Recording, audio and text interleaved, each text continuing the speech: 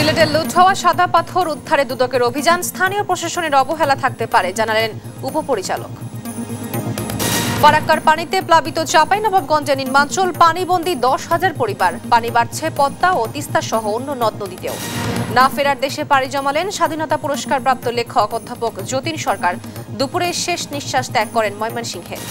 পঞ্চগড় সীমান্ত দিয়ে 23 জনকে পুশিন করল ভারত। চুয়াডাঙ্গা ও জয়পুরহাটে পতাকা বৈঠকের মাধ্যমে 28 জনকে ফেরত।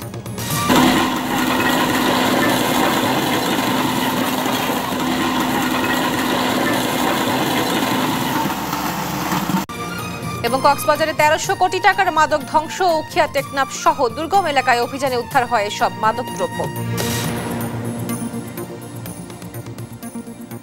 দেখছিলেন শিরোনাম সংবাদ, পুরো সংবাদ জুড়ে আপনাদের সঙ্গে আছি আমি তো আফরোজ। এবার বিস্তারিত। সিলেটের সাদা পাথর পর্যটন কেন্দ্র থেকে লুট হওয়া পাথর উদ্ধারে অভিযানে নেমেছে দুর্নীতি দমন কমিশন। বুধবার দুপুরে দুদক সিলেট কার্যালয়ের উপপরিচালক রাফি মোহাম্মদ নাজমুদ সাদাতের নেতৃত্বে 9 সদস্য বিশিষ্ট একটি দল সিলেটের ভোলাগঞ্জে সাদা পাথর পরিদর্শন করেন। পরিদর্শন শেষে সাংবাদিকদের প্রশ্নের উত্তরে তিনি বলেন, যাদের যোগসাজশে নির্বিচারে পাথর লুণ্ঠন করা হয়েছে তাদেরকে চিহ্নিত করা এবং তদন্ত রিপোর্ট কেন্দ্রীয় কার্যালয়ে প্রেরণ করা হবে। লুটের পেছনে স্থানীয় প্রশাসনের অবহেলা থাকতে পারে জানিয়ে রাফি মোহাম্মদ বলেন, এ ধরনের নির্বিচারে লুটপাটের ক্ষেত্রে স্থানীয় প্রশাসনের দায় সবচেয়ে বেশি।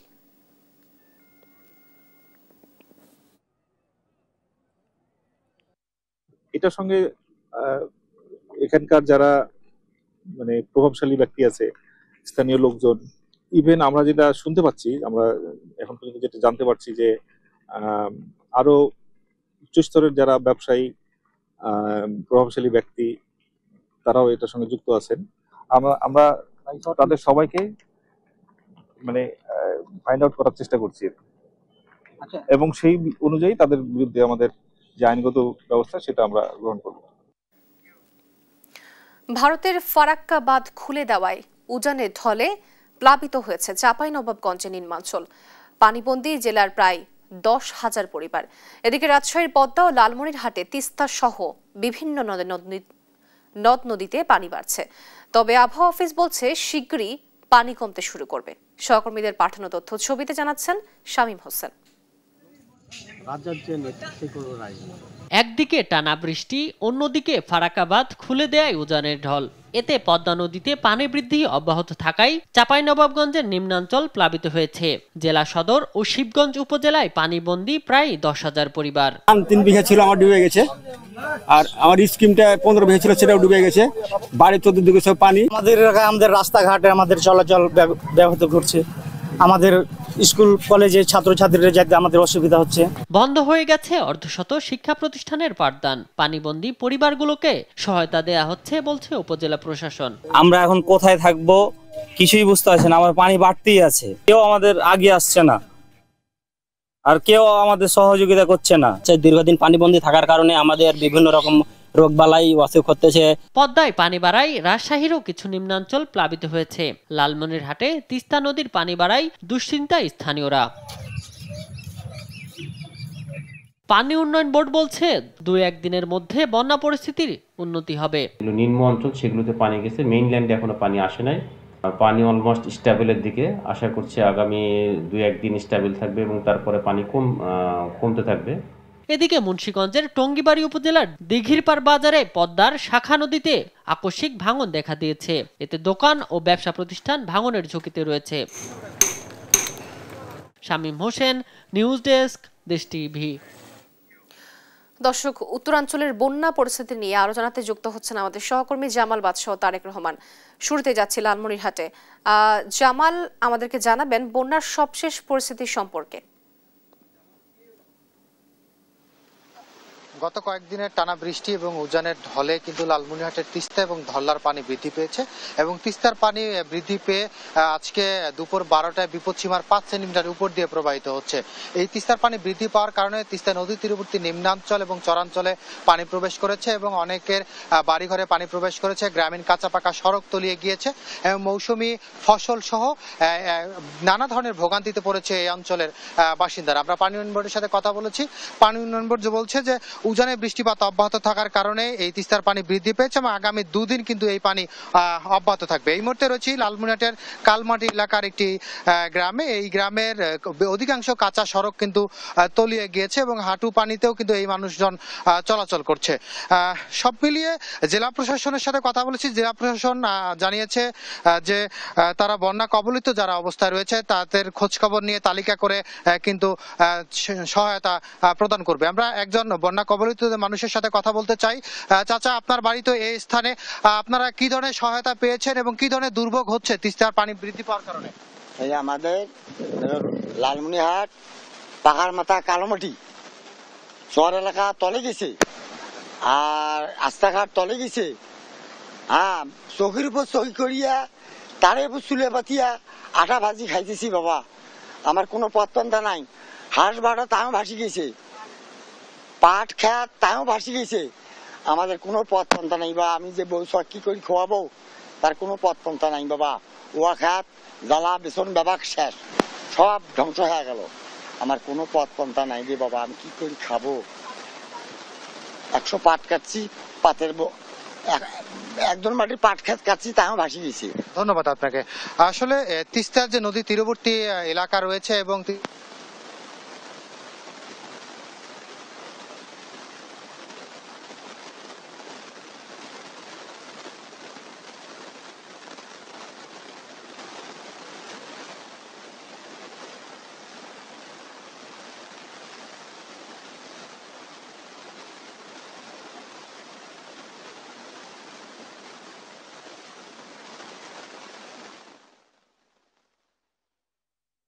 জামাল আপনাকে। আমি এই মুহূর্তে আছি শিবগঞ্জ উপজেলার পাকা ইউনিয়নের দশরসিয়া গ্রামে। এই গ্রামটি কিন্তু প্রায় 7 দিন ধরে পানিবন্দী হয়ে রয়েছে, ফলে চরম দুর্ভোগের মধ্যে পড়েছে এখানকার বাসিন্দারা। শুধু এই দশরসিয়া না, দুর্লভপুর, মনাকষা এবং উজিরপুর সহ সদরের নারায়ণপুর ইউনিয়নের প্রায় 10,000-এর উপরে মানুষ কিন্তু এখন পানিবন্দী হয়ে জীবন যাপন করছে। আমরা দেখেছি সকাল থেকে অনেক মানুষ যখন ত্রাণের জন্য হাহাকার করছে, তারা কিন্তু বারবার বলছিলেন, আমাদেরকে জানাচ্ছিলেন। তারা বলছে যে 1 সপ্তাহ থেকে তারা পানিবন্দী হয়ে গেল। তারা যেহেতু বাজার ঘাট অনেক দূরে, তারা বাজার করতে যেতে পারছে না। আবার অনেকের চুলাতেও পানি উঠে গেছে এবং বাড়ি ঘরও পানি উঠে যাওয়ার কারণে তারা কিন্তু রান্না বান্না করে ঠিক মতো খেতে পাচ্ছে না। আমরা কৃষকদের সঙ্গে কথা বলেছিলাম। চলতি আউশ মৌসুম সহ অন্যান্য বেশ কিছু ফসল কিন্তু পানির নিচে নিমজ্জিত হয়ে নষ্ট হয়ে যাওয়ার উপক্রম হয়েছে। পানি যদি দীর্ঘায়িত হয় তাহলে কিন্তু একেবারে ক্ষতির মুখে পড়বে এই অঞ্চলের কৃষকরা। আমরা এছাড়াও কিন্তু সাধারণ মানুষের সাথে কথা বলছিলাম। তারা বলছেন যে যেহেতু পানি দিন দিন বৃদ্ধি পাচ্ছে এবং অধিকাংশ এলাকা প্লাবিত হচ্ছে, সেক্ষেত্রে কিন্তু মানুষজন নানা রকম রোগ বালাই আক্রান্ত হচ্ছে। তারা কিন্তু বিশেষ করে জ্বর, ঠান্ডা এবং পানিবাহিত বিভিন্ন রোগে আক্রান্ত হচ্ছেন। এক্ষেত্রে তাদের যে জরুরি এখন প্রয়োজন ওষুধ এবং পানি বিশুদ্ধকরণ ট্যাবলেট এবং এছাড়া খাওয়ার স্যালাইনও কিন্তু প্রয়োজন, তারা কিন্তু সেটিও কিন্তু সময় মতো পাচ্ছে না। আমরা কথা বলেছিলাম জেলা প্রশাসনের ত্রাণ কর্মকর্তার সঙ্গে। তিনি আমাদেরকে বলছেন গত পরশুদিন শিবগঞ্জ উপজেলার প্রায় 250 পরিবারকে তারা ত্রাণ সামগ্রী দিয়েছেন, চাল ডাল দিয়েছেন। এর বাইরে কিন্তু কোনো বেসরকারি বা সরকারি উদ্যোগে কিন্তু আর কাউকে চাল ডাল বা আনুষঙ্গিক কোনো কিছু দেওয়া হয়নি। আমার সামনে যে আপনি যে ভবনটি দেখতে পাচ্ছেন, এই ভবনটি একেবারে কিন্তু পদ্মা নদীর লাগোয়া এই ভবনটি কিন্তু ঝুঁকির মধ্যে রয়েছে। এই ভবনটি কিন্তু যে কোনো সময়তে ভেঙে যেতে পারে বলে আমাদেরকে স্থানীয়রা বলছেন। এই ভবনটির ভিতরে কিন্তু পানি ঢুকে পড়েছে। আমরা কিন্তু সকাল থেকে যেহেতু পদ্মার আশপাশে এলাকার বেশ কয়েকটি এলাকা ঘুরেছি, আমরা বগলাউড়িতে গেছিলাম, আমরা দশরসিয়াতে আছি, আমরা পাকার বিভিন্ন অঞ্চল ঘুরেছি। কৃষকরা কিন্তু বলছেন যে তাদের যেহেতু দুর্ভোগ চরম আকার ধারণ করেছে, এই মুহূর্তে তাদের জন্য প্রয়োজন চিকিৎসা সামগ্রী এবং খাবার স্যালাইন এবং অন্যান্য আদার্স যে প্রয়োজনীয় জিনিসপত্রগুলো তাদের প্রয়োজন, কিন্তু তারা চাহিদা মতো পাচ্ছে না। অনেকে কিন্তু ত্রাণের জন্য হাহাকার করছেন, তারা কিন্তু কান্নাকাটিও করছেন যে কেউ এখন পর্যন্ত সরকারের লোকজন আসছে না, তাদেরকে যাচাই বাছাই করছে না, এমনকি তাদের যে খাবারের ব্যবস্থা এটুকুনো কিন্তু করা হচ্ছিল না। আমরা শিবগঞ্জ উপজেলা নির্বাহী কর্মকর্তার সঙ্গে কথা বলেছিলাম। তিনি আমাদেরকে বলছেন তারা স্থানীয় জনপ্রতিনিধি এবং যারা স্থানীয় চেয়ারম্যান আছেন তাদের সঙ্গে তারা কথা বলে তালিকা তৈরি করছেন। তারা কিন্তু ত্রাণ দেওয়ার জন্য দ্রুত সময়ের মধ্যে ব্যবস্থা করবেন বলে আমাদেরকে জানিয়েছেন। আরেকটি ভয়াবহ চিত্র হচ্ছে, যেহেতু এখন ভরা পদ্মার মৌসুম, এই ভরা পদ্মাতে কিন্তু এখন পদ্মা নদীর ব্যাপক নদী ভাঙন ধারণ করেছে, ব্যাপকভাবে নদী ভাঙছে। এতে কিন্তু আরো কিন্তু গৃহহীন হওয়ার আশঙ্কা প্রকাশ করছে স্থানীয়রা। আমার ডান দিকে কিন্তু ফারাক্কা ব্যারেজ, এখান থেকে মোটামুটি 8 থেকে 10 কিলোমিটার ফারাক্কা ব্যারেজের প্রায় 109টি গেট খুলে দেওয়ার কারণে কিন্তু ভয়াবহ বন্যার সৃষ্টি হয়েছে বলে আমাদেরকে স্থানীয়রা জানিয়েছেন। যেহেতু এই ছিল আমার কাছে চাঁপাইনবাবগঞ্জ থেকে বন্যা নিয়ে সর্বশেষ পরিস্থিতি। আপনাকে ধন্যবাদ। দর্শক, উত্তরাঞ্চলে বন্যা পরিস্থিতি নিয়ে বিস্তারিত জানাচ্ছিলেন আমাদের সহকর্মীরা। রাজুকের প্লট দুর্নীতির 3 মামলায় শেখ হাসিনা, শেখ রেহানা, টিউলিপ সিদ্দিক, রেদওয়ান মুজিব সিদ্দিক ববি ও আজমিনা সিদ্দিক সহ 23 জনের বিরুদ্ধে প্রথম দিনের সাক্ষ্য গ্রহণ শেষ হয়েছে। সাক্ষ্যে দুদকের কর্মকর্তারা আদালতকে জানান, শেখ হাসিনা ক্ষমতার অপব্যবহার করে শেখ রেহানা সহ তার পরিবারের নামে 30 কাঠা প্লট বরাদ্দের ব্যবস্থা করেন, আর শেখ হাসিনাকে চাপ দেন টিউলিপ। ফাহিম ইউসুফের রিপোর্ট।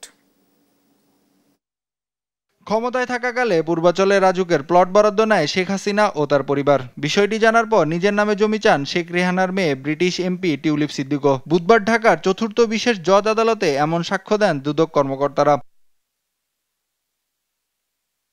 প্লট দুর্নীতির 3 মামলায় আদালতকে তারা জানান, জমির জন্য শেখ হাসিনার ওপর চাপ প্রয়োগ করেন টিউলিপ সিদ্দিক। পরে প্রধানমন্ত্রীর কার্যালয় থেকে রাজুক চেয়ারম্যানকে বরাদ্দের নির্দেশ দেওয়া হয়। রাজধানীতে স্থাবর সম্পদ থাকার পরও কোনো আবেদন ছাড়াই শেখ রেহানা, টিউলিপ সিদ্দিক ও রাদওয়ান মুজিব সিদ্দিক প্লট বরাদ্দ নেন বলে জানায় সাক্ষীরা। দুদক আইনজীবীরা বলেন, আবাসন নীতিমালার সব আইন লঙ্ঘন করেছে আসামিরা। এর আগে সোমবার একই অভিযোগে এই 3 মামলার সাক্ষ্য গ্রহণ হয়েছে। নাইম আফসান, দেশ টিভি, ঢাকা। নির্বাচন জনগণের অধিকার, নির্দিষ্ট কোনো ব্যক্তি, দল বা গোষ্ঠীর জন্য নয়, এমন মন্তব্য করেছেন বিএনপির স্থায়ী কমিটির সদস্য আমির খসরু মাহমুদ চৌধুরী। আর পেছনের দরজা দিয়ে ক্ষমতায় যেতে একটি মহল নির্বাচন বানচালে ষড়যন্ত্র করছে বলে অভিযোগ করেন দলটির স্থায়ী কমিটির আরেক সদস্য ডক্টর AZM জাহিদ হোসেন। এদিকে খালেদা জিয়ার 81তম জন্মদিন উপলক্ষে শুক্রবার ঢাকা সহ সারা দেশে দোয়া মাহফিল কর্মসূচি ঘোষণা করেছে বিএনপি। সাইফুল রিপনের প্রতিবেদন।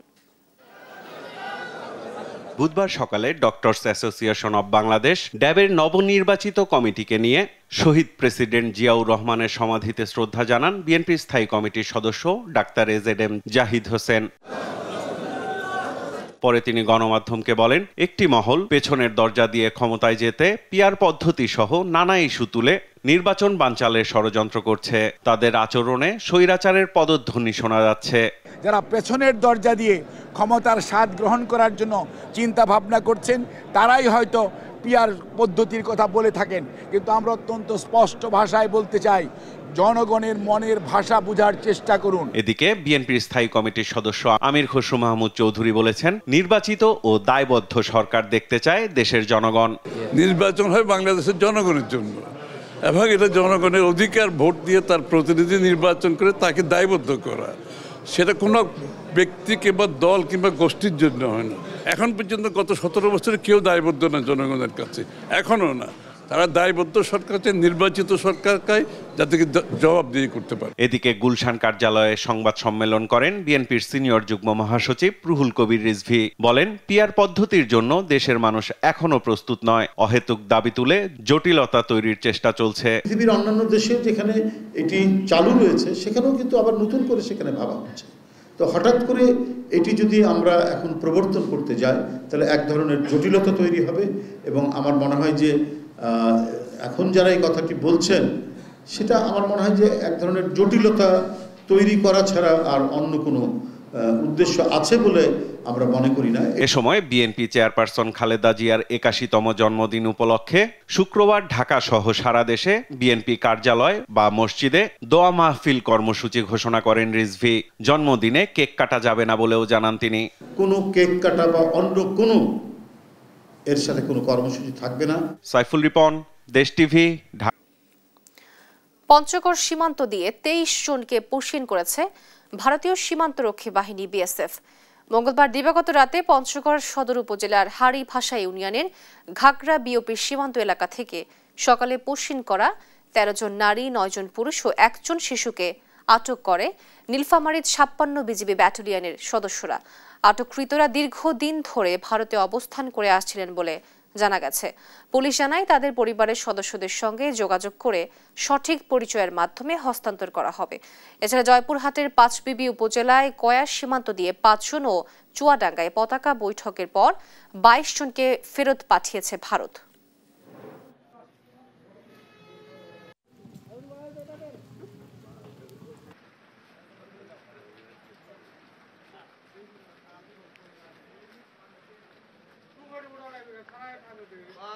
আমরা 23 জন বাংলাদেশি নাগরিককে ভারত থেকে পশ্চিম অবস্থায় পেয়েছি। এর মধ্যে 13 জন নারী, 9 জন পুরুষ আর 1 জন শিশু আছে।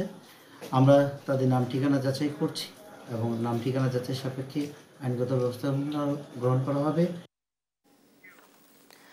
না ফেরার দেশে পাড়ি জমালেন বুদ্ধিজীবী ও স্বাধীনতা পুরস্কার প্রাপ্ত লেখক অধ্যাপক যতীন সরকার। বুধবার বিকেল 3:45 ময়মনসিংহ মেডিকেল কলেজ হাসপাতালের আইসিইউতে চিকিৎসাধীন অবস্থায় তার মৃত্যু হয়। বিষয়টি নিশ্চিত করেছেন সিপিবির ময়মনসিংহ জেলা কমিটির সভাপতি এমদাদুল হক মিল্লাত। 89 বছর বয়সী যতীন সরকার দীর্ঘদিন ধরেই বার্ধক্যজনিত নানা জটিলতায় ভুগছিলেন। এর মধ্যে গেল জুন মাসে পড়ে গিয়ে উরুর হাড়ে আঘাত পান। পরে তাকে ঢাকায় নিয়ে চিকিৎসা দেওয়া হয়। গত সপ্তাহে ময়মনসিংহ নেওয়ার পর থেকে সেখানে তিনি চিকিৎসাধীন ছিলেন। যতীন সরকার 2010 সালে স্বাধীনতা পুরস্কার এবং 2007 সালে বাংলা একাডেমি পুরস্কারে ভূষিত হন।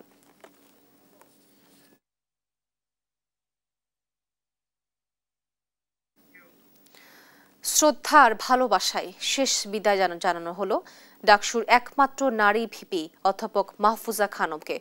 বুধবার সকালে কেন্দ্রীয় শহীদ মিনারে তার প্রতি রাষ্ট্রীয় সম্মাননা জানায় পুলিশের একটি দল। পরে ফুলেল শ্রদ্ধা জানায় সর্বস্তরের মানুষ।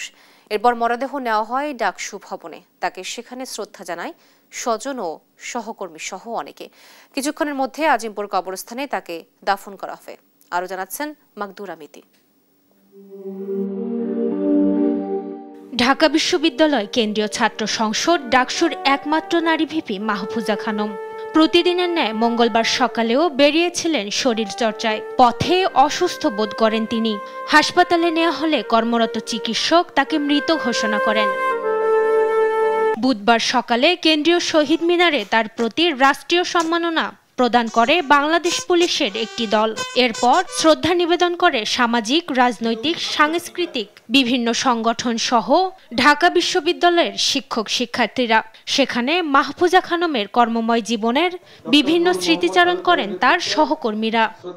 আমি প্রত্যাশা করব আজকের প্রজন্ম তারা বিভ্রান্তির বেড়া জালে আটকে না থেকে মাহফুজা আপার জীবন থেকে শিক্ষা নেবেন।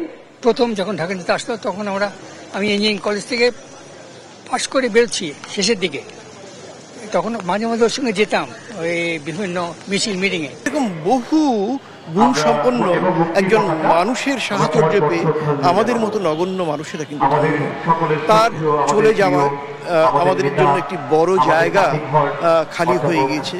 শহীদ মিনারে শ্রদ্ধা জানানোর পর দুপুর 12টার দিকে তাকে নেওয়া হয় ডাকসু ভবনে।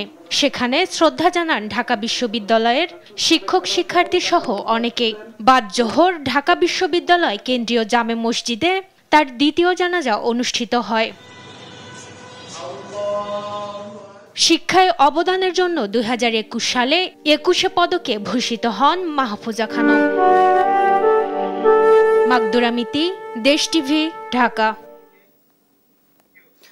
দর্শক, লেখক অধ্যাপক যতীন সরকারের মৃত্যু নিয়ে সবশেষ পরিস্থিতি জানাতে ময়মনসিংহ থেকে যুক্ত হচ্ছেন আমাদের সহকর্মী ইলিয়াস আহমেদ। ইলিয়াস, লেখকের শেষকৃত্য সম্পর্কে কোনো তথ্য পাওয়া গেছে কিনা, বিস্তারিত জানাবেন। ঠিক 4:10 ময়মনসিংহ মেডিকেল কলেজ হাসপাতাল থেকে অধ্যাপক যতীন সরকারের মরদেহ কিন্তু একটি লাশবাহী অ্যাম্বুলেন্সে করে তার যে গ্রামের বাড়ি রয়েছে নেত্রকোনার উদ্দেশ্যে রওনা দিয়েছে। এর আগে আমাদেরকে ময়মনসিংহ মেডিকেল কলেজ হাসপাতালের উপপরিচালক জাকিউল ইসলাম জানিয়েছেন যে 2:45টার দিকে তিনি কিন্তু দুনিয়ার মায়া ত্যাগ করে পরপারে পাড়ি জমিয়েছেন। অর্থাৎ অধ্যাপক যতীন সরকারের এই মৃত্যু কোনোভাবেই কিন্তু তার যে ভক্ত অনুসারী রয়েছেন তারা কিন্তু কোনোভাবেই কিন্তু সেটি মেনে নিতে পারছেন না, এবং তারা বলছেন যে এই যে তার চলে যাওয়া সেই অপূরণীয় ক্ষতি হয়েছে এবং সেটিকে কিন্তু কোনোভাবেই পোষানোর নয়। আমরা কিন্তু তার পরিবারের স্বজন সদস্য যারা রয়েছেন তাদের সঙ্গে কথা বলার চেষ্টা করেছিলাম। তারা বলছেন যে এই দীর্ঘ 2.5 মাস যাবৎ কিন্তু তিনি বার্ধক্যজনিত কারণে কিন্তু তিনি নানান সমস্যায় ভুগছিলেন, অর্থাৎ প্রায় 2 থেকে 3 মাস আগেও কিন্তু একটি অস্ত্রোপচার করেছিলেন ঢাকায়, এবং সেখান থেকে কিন্তু গত 8ই আগস্ট কিন্তু হঠাৎ করে আবারও অসুস্থ হয়ে পড়লে ময়মনসিংহ মেডিকেল কলেজ হাসপাতালে কিন্তু আইসিইউতে তাকে ভর্তি করা হয়। এরপর কিন্তু আজকে 2:45টার দিকে তিনি কিন্তু শেষ নিঃশ্বাস ত্যাগ করেন। এই যে তার চলে যাওয়া সেটি কিন্তু কোনোভাবেই মেনে নিতে পারছে না, অর্থাৎ তারা বলছেন যে তার যে অবদান রয়েছে অর্থাৎ সেই বিষয়গুলো যদি নতুন প্রজন্ম ধারণ করে চলে তাহলে কিন্তু দেশের যে প্রগতিশীল যে চিন্তাভাবনা সকলের মধ্যে সেই চিন্তাভাবনা কিন্তু আসবে, সেই বিষয়টি কিন্তু তারা বলছিলেন। অর্থাৎ আমরা জানি যে অধ্যাপক যতীন সরকার দীর্ঘ 42 বছর পর 42 বছরেরও অধিক সময় কিন্তু তিনি অধ্যাপনা করেছেন, এবং তিনি 2010 সালে কিন্তু স্বাধীনতা পুরস্কারে ভূষিত হয়েছিলেন। এছাড়াও 2007 সালে কিন্তু তিনি বাংলা একাডেমি পদক লাভ করেছিলেন। তিনি অসংখ্য গুণে কিন্তু গুণান্বিত ব্যক্তিত্ব, তিনি কিন্তু জাতীয় ব্যক্তিত্ব, এবং তার এই মৃত্যু আমরা দেখেছি যে একেবারেই ময়মনসিংহ মেডিকেল কলেজ হাসপাতালে তার স্বজন এবং সামাজিক সাংস্কৃতিক অঙ্গনের নানা শ্রেণী পেশার মানুষ কিন্তু তার মৃত্যুর খবর শুনে কিন্তু তারা ময়মনসিংহ মেডিকেল কলেজ হাসপাতালে কিন্তু চলে এসেছেন, এবং তারা কিন্তু সকলেই কিন্তু এই সেই চলে যাওয়াটি কিন্তু কোনোভাবেই মেনে নিতে পারছেন না, এবং তারা বলছিলেন যে তিনি যে গুণ রেখে গেছেন সেই গুণে কিন্তু নতুন প্রজন্মকে এগিয়ে যেতে হবে, সেই বিষয়টি কিন্তু তার শুভাকাঙ্ক্ষীরা বলছিলেন। এই ছিল আমার কাছে ময়মনসিংহ থেকে অধ্যাপক যতীন সরকারের চলে যাওয়া নিয়ে সর্বশেষ। দর্শক, লেখক অধ্যাপক যতীন সরকারের মৃত্যু নিয়ে সবশেষ পরিস্থিতি জানাচ্ছিলেন আমাদের সহকর্মী ইলিয়াস আহমেদ। স্থায়ী ক্যাম্পাসের দাবিতে প্রায় 6 ঘন্টা পর রেলপথ অবরোধ কর্মসূচি প্রত্যাহার করেছে রবীন্দ্র বিশ্ববিদ্যালয়ের শিক্ষার্থীরা। বুধবার সকাল 9টা থেকে 2:45 পর্যন্ত প্রায় 6 ঘন্টা রেলপথ অবরোধ করে রাখায় ট্রেন চলাচলে ব্যাপক শিডিউল বিপর্যয় ঘটে।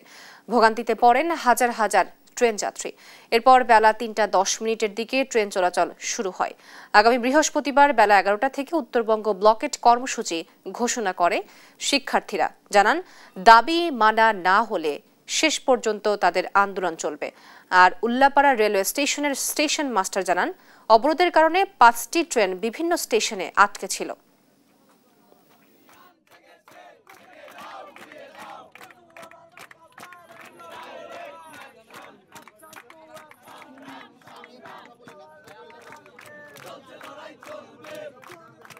আমাদের এক দফা এক দাবি, আমাদের ক্যাম্পাস দিতে হবে। আমরা ক্যাম্পাস ছাড়া কোনোভাবেই আর আন্দোলন বন্ধ করব না। জনদুর্ভোগ হচ্ছে, এর দায়ভার সম্পূর্ণ এই অন্তর্বর্তী সরকারকে নিতে হবে।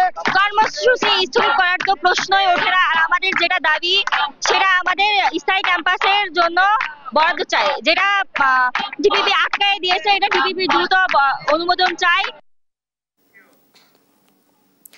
শেরেবাংলা মেডিকেল কলেজ হাসপাতাল সহ দেশের স্বাস্থ্য খাত সংস্কারের 3 দফা দাবিতে বরিশালে ব্লকের কর্মসূচি চলছে গেল 16 দিন ধরে। আন্দোলনকারীরা জানান, স্বাস্থ্য খাত সংস্কারের 3 দফা দাবি এখন জনগণের দাবিতে পরিণত হয়েছে। দাবি পূরণে স্বাস্থ্য উপদেষ্টাকে বরিশালে এসে সংস্কারের আশ্বাস দিতে হবে বলেও জানান তারা। শাকিল মাহমুদের রিপোর্ট, জানাচ্ছেন শামীম হোসেন।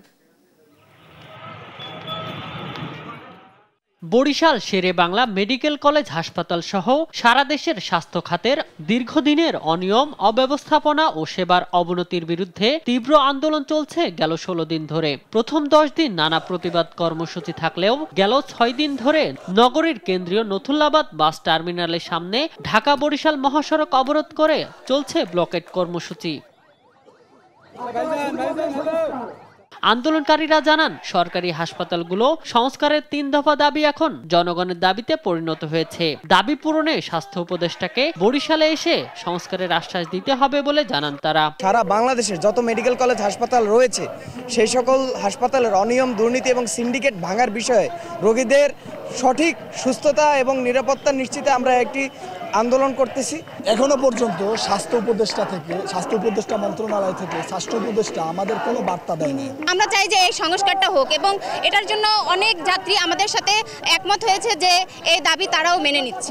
লাগাতার ব্লকেডের কারণে পরিবহন ও যানবাহন চলাচলে কিছুটা ভোগান্তি পোহাতে হলেও স্বাস্থ্য খাত সংস্কারের জন্য এমন ভোগান্তি মেনে নিচ্ছেন যাত্রীরা।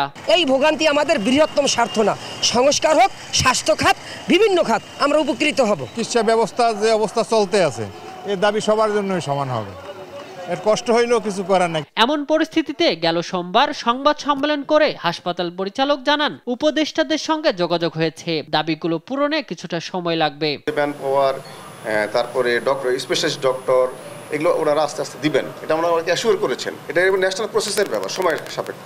আলটিমেটাম দেওয়ার পরও দাবি অনুযায়ী বরিশাল স্বাস্থ্য উপদেষ্টা না আসা ও স্বাস্থ্য খাতে সংস্কারে পদক্ষেপ না নেয়ায় ক্ষোভ প্রকাশ করেন আন্দোলনের সংগঠক মহিউদ্দিন রনি। আমাদের কি স্মার্ট, স্ট্র্যাটেজিক, শক্তিশালী মানুষ দরকার যারা এই সমস্যা সমাধান ইন্টারিমকালীন সময় সফল করতে পারবে। আমরা সারা বরিশালবাসী যদি এখানে রাজপথে আসি, শান্তিপূর্ণভাবে অবস্থান করে যাই, অনশন করে যাই, তাহলে এর দায় কিন্তু সম্পূর্ণ আপনাকেই নিতে হবে উপদেষ্টা। কাগজ কলমে বরিশাল শেরেবাংলা মেডিকেল কলেজ হাসপাতাল 500 শয্যার হলেও দৈনিক গড়ে 2000 রোগী ভর্তি থাকেন, আর প্রতিদিন বহির্বিভাগে সেবা নেন 3000 রোগী। ফলে প্রতিনিয়ত নানা ভোগান্তিতে পড়তে হয় সেবা নিতে আসা রোগীদের। শামীম হোসেন, নিউজ ডেস্ক, দেশ টিভি। ভূমি নিয়ে সাধারণ মানুষের ভোগান্তি নিরসনে ভূমি সেবা সিস্টেম চালু করা হচ্ছে বলে জানিয়েছেন ভূমি উপদেষ্টা আলী ইমাম মজুমদার। বুধবার দুপুরে ফেনী জেলা প্রশাসকের কার্যালয় চত্বরে অটোমেটেড ভূমি সেবা সিস্টেমের তথ্য সন্নিবেশ ও সংশোধন সংক্রান্ত কর্মশালায় তিনি এ কথা জানান। বলেন, দেশের বিরোধগুলোর মূল উৎস হচ্ছে ভূমি। এজন্য ভূমি ব্যবস্থাপনাকে ডিজিটালাইজেশন করা হচ্ছে যাতে বিরোধ কমে আসে। এ সময় ভূমি মন্ত্রণালয়ের দুর্নীতি দূর করতে সরকার কাজ করছে বলেও জানান উপদেষ্টা।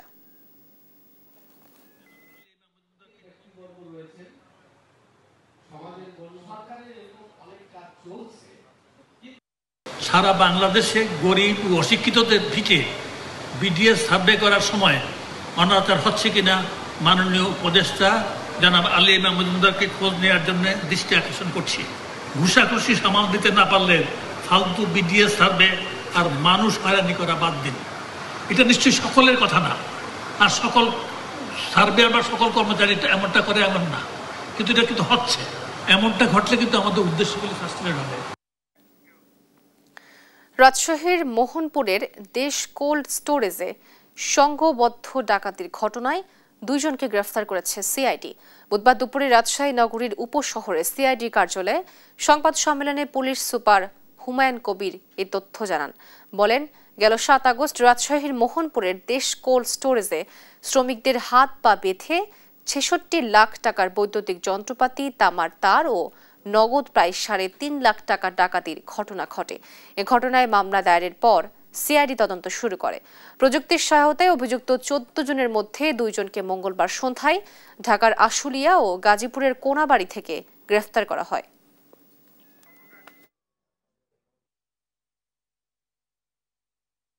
তো এরা বেসিক্যালি একটি সংঘবদ্ধ ডাকাত চক্র, এবং এরা শুধু আমাদের আশপাশের নয়, এরা দূর দূরান্ত থেকে আসছে, এবং আপনি অবাক হবেন সারা দেশের বিভিন্ন জেলার ডাকাতরা একসাথে সমন্বিত হয়ে একটা সফিস্টিকেটেড গ্রুপ হিসেবে কাজ করে।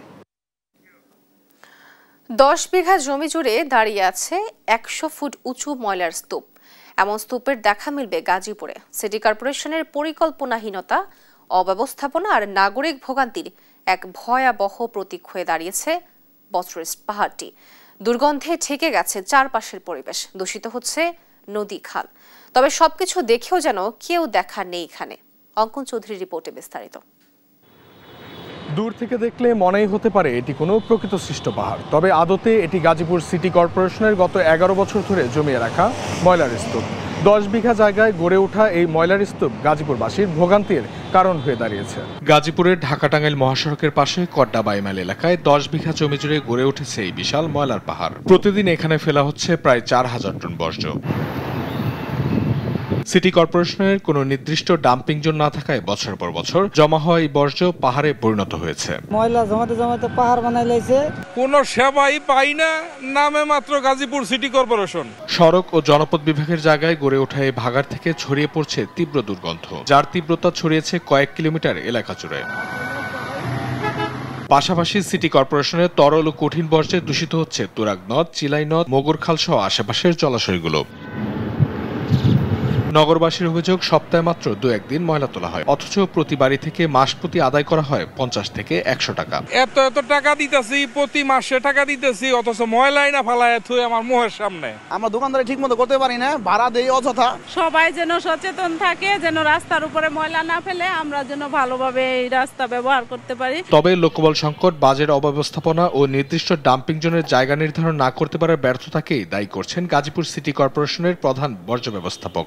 3000 মেট্রিক টনের মতো ময়লা পার ডে উৎপন্ন হয়। সেই ময়লাগুলো আমরা কোথায় ফেলবো? ফেলার জন্য আমাদের একটা নিজস্ব ডাম্পিং নেই। আমরা যে পূর্ব থেকে যে ডাম্পিংগুলো পেয়েছিলাম, সেই ডাম্পিংয়ে আমরা ময়লা ফেলে যাচ্ছি। দ্রুত পরিবেশসম্মত উপায়ে গাজীপুরের বর্জ্য ব্যবস্থাপনা একটি প্রক্রিয়ার মধ্যে আসবে বলে জানান পরিবেশ অধিদপ্তর। আমি বিশ্বাস করি এটা খুব শিগগিরই একটা পরিবেশসম্মত উপায়ে গাজীপুরের বর্জ্য ব্যবস্থাপনা একটা প্রক্রিয়ার মধ্যে চলে যাবে। 1 দশক পেরোলেও গাজীপুর সিটি কর্পোরেশনে হয়ে ওঠেনি কোনো স্থায়ী ডাম্পিং জোন। প্রতিদিন 3 থেকে 4000 টন বর্জ্যের বড় অংশই ফেলা হচ্ছে রাস্তার পাশে, খালবিল আর নদীতে। যত্রতত্র বজ্র অপসারণ বন্ধে দ্রুত ডাম্পিং জোন নির্ধারণের দাবি এলাকাবাসীর। অঙ্কন চৌধুরী, দেশ টিভি, ঢাকা। মুন্সিগঞ্জে গজারিয়া উপজেলা হোসেন্দি ইউনিয়নের ফরাজিপাড়ায় জমির আখ চুরি রোধের জন্য আখক্ষেতে বিদ্যুতের ফাঁদ পেতে রাখা হয়। সেই ফাঁদে পড়ে শাহিন নামে এক কিশোর মারা যায়।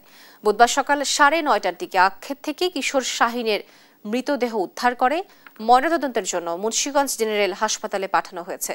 গজারিয়া থানার ভারপ্রাপ্ত কর্মকর্তা মোহাম্মদ আনোয়ার আলম আসাদ জানান, মঙ্গলবার রাতে আখ চুরির উদ্দেশ্যে ওই জমিতে গেলে বিদ্যুতের ফাঁদে পড়ে তার মৃত্যু হয়। জমির মালিক সহদার মিন্টু ও সেন্টু পলাতক রয়েছেন এবং তাদের বিরুদ্ধে আইনগত ব্যবস্থা গ্রহণ করা হচ্ছে।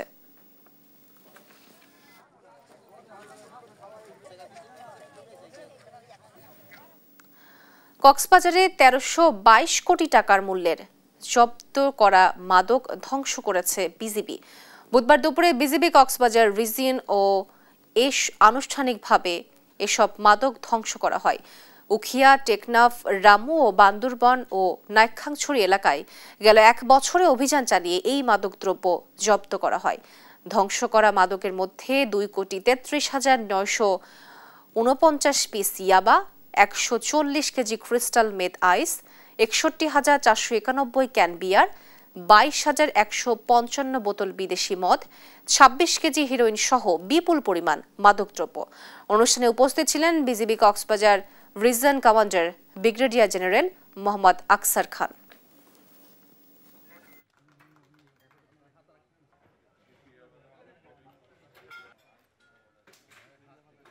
মিয়ানমার সীমান্তে মাদক পাচার প্রতিরোধের বিষয়টি বর্ডার গার্ড বাংলাদেশ কক্সবাজার রিজিয়নের জন্য একটি বড় চ্যালেঞ্জ, যা মোকাবিলা করতে আমরা বদ্ধপরিকর।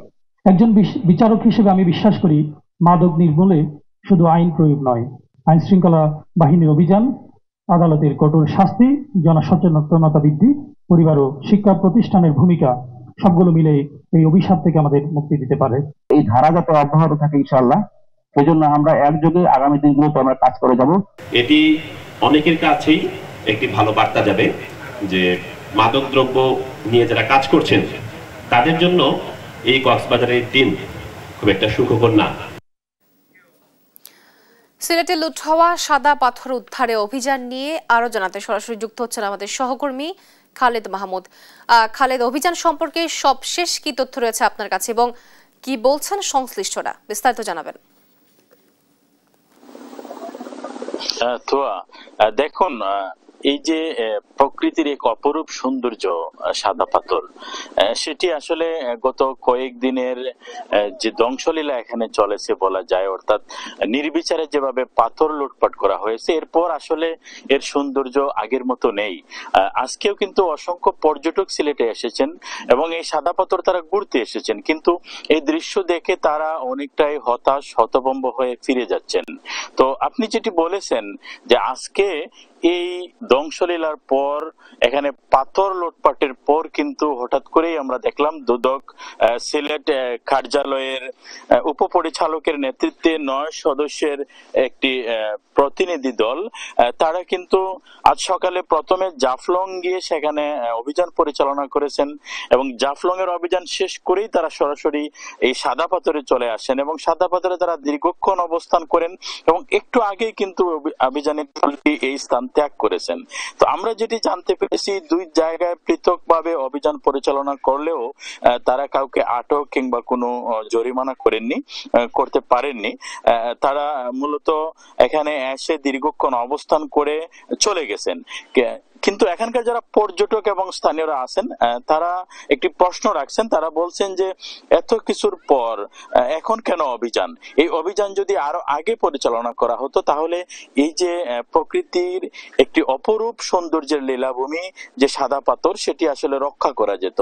কারণ দেশের পর্যটকরা বারবার সারা দেশের বিভিন্ন প্রান্ত থেকে এমনকি বিদেশি পর্যটকরাও এই সাদা পাথর এসে এই সাদা পাথরের সৌন্দর্যে তারা মুগ্ধ হয়েছেন। কিন্তু সিলেটের এই যে সম্পদ, এই সম্পদ লুটপাট যারা করেছে, যারা এই পাথর এবং বালু লুটপাটের সাথে সম্পৃক্ত, সেই দুর্বৃত্তদের আসলে এখন পর্যন্ত প্রশাসন চিহ্নিত করতে পারেনি। আমরা বিভিন্ন সুধীজন যাদের সাথে আমরা কথা বলেছিলাম তারা বলছেন যে এখন পর্যন্ত কেন তাদেরকে চিহ্নিত করা যায়নি এটি আসলে প্রশাসনের ব্যর্থতা বলেই তারা মনে করছেন। তবে সিলেটের পুলিশ সুপার আজও আমাকে বলেছেন যে তারা চেষ্টা করছেন এই কাজের সাথে কারা জড়িত তাদেরকে খুঁজে বের করার এবং যদি সেটি সম্ভব হয় যত দ্রুত সম্ভব এদের বিরুদ্ধে তারা মামলা দায়ের করবেন। এবং একই সাথে আরেকটি তথ্য জানিয়ে রাখি, আজকে এখন কিন্তু সিলেটের জেলা প্রশাসকের কার্যালয়ে একটি সভা চলছে এই বিষয় নিয়ে, এই সাদা পাথর লুটপাটের সাথে কারা জড়িত তাদেরকে কিভাবে চিহ্নিত করা যায়, তাদের বিরুদ্ধে কি ব্যবস্থা নেওয়া যায় সেটি নিয়ে মূলত জেলা প্রশাসকের কার্যালয়ে বিভিন্ন রাজনৈতিক দল, প্রশাসনের বিভিন্ন স্তরের কর্মকর্তাদের নিয়ে, রাজনৈতিক দলের নেতৃবৃন্দদেরকে নিয়ে এই বৈঠক চলছে। এবং জেলা প্রশাসক জানিয়েছেন যে এই বৈঠকের পর আসলে কি হয়েছে বা তারা কি সিদ্ধান্ত নিয়েছে সেটি আমাদেরকে জানাবেন।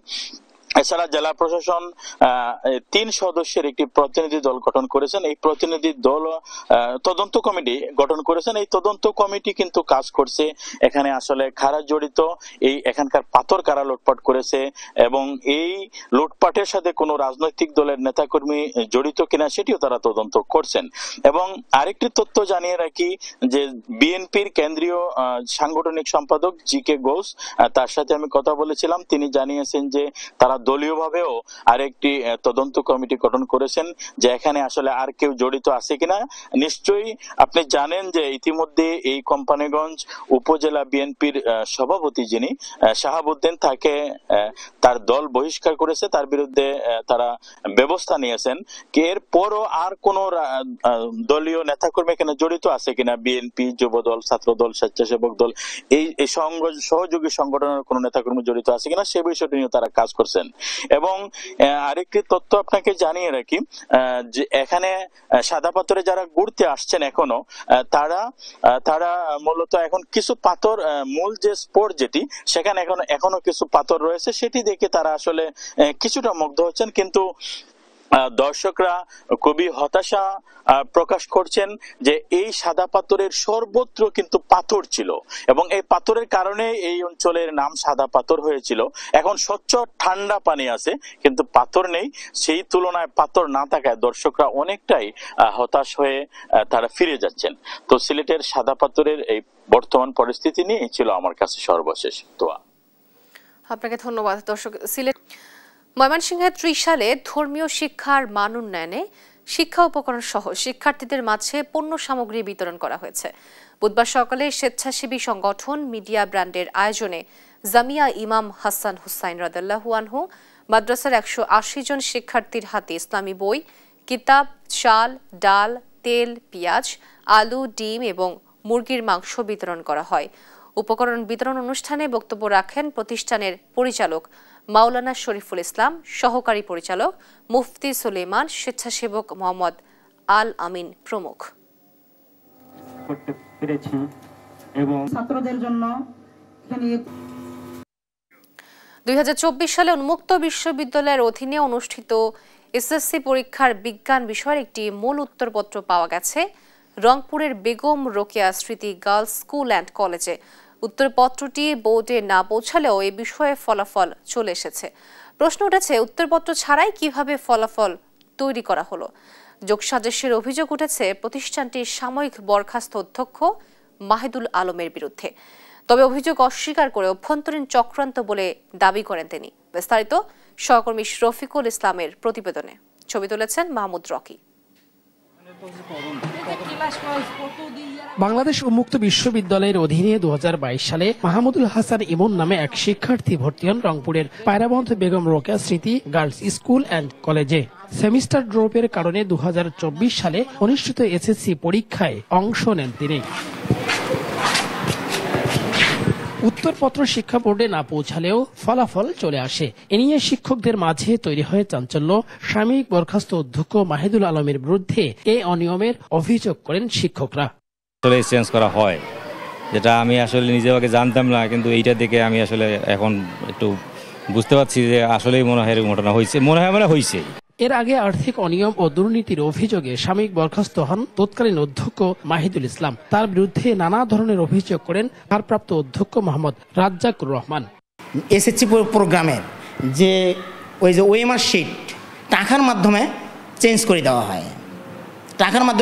দেওয়া হয়, মানে নৈবেত্তিক পরীক্ষা যেটা 30 মার্কের, এটা আপনার খারাপ হয়েছে, আপনি বলতেছেন যে আমাদের পরীক্ষাটা খারাপ হয়েছে, এটা করা যায় কিনা, এটা চেঞ্জ করে দেওয়া হয়, এরকম একটা আমি শুনছি। তবে এই ঘটনার দায় নিতে রাজি নন সাময়িক বরখাস্ত অধ্যক্ষ মাহিদুল আলম। তাহলে এটা ষড়যন্ত্র। 2 নম্বর অপশন হচ্ছে যে ব্যক্তি, যে টিচার, ওখানে আপনারা 14-15 জন টিচার আছে, ওই লেখাটা কার হাতে লেখা, কোন ব্যক্তির, কোন টিচারের, দেখা করলে তুমি বোঝা যাবে যে কে আসলে অপরাধী। নিয়ম অনুসারে পরীক্ষার হলে খাতা দেয়া নেয়ার কথা জানায় উন্মুক্ত বিশ্ববিদ্যালয়।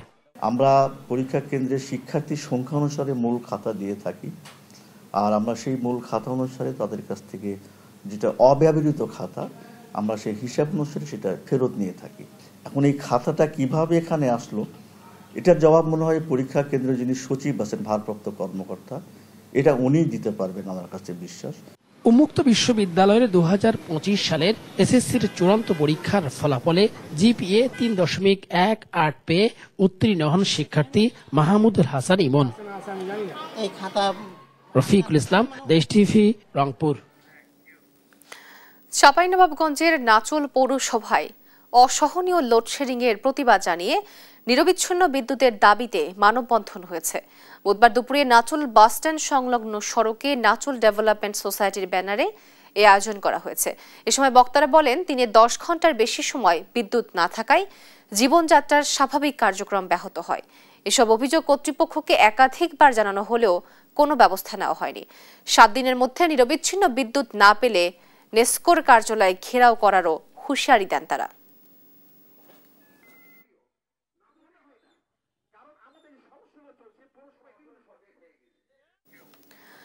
টানা কয়েকদিনের বৃষ্টিতে ময়মনসিংহের গৌরীপুরে তলিয়ে গেছে কৃষকের শত শত একর জমির ফসল।